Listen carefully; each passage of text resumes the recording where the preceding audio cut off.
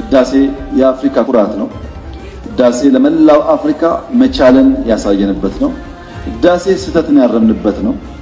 ህዳሴ በውስጣችን ያለው ውድቀት ጨክነን ወስነን ያረምንበት ነው። ከፍተኛ ኢነርጂ የምናመርትበት ነው።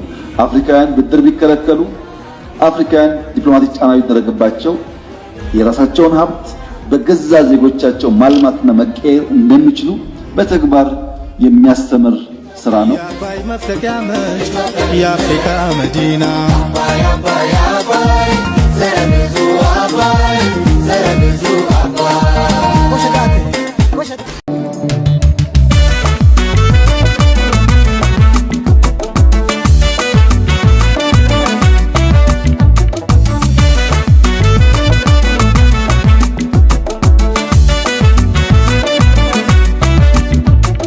የነጋ የመሸ ዘመን ሲነጉድ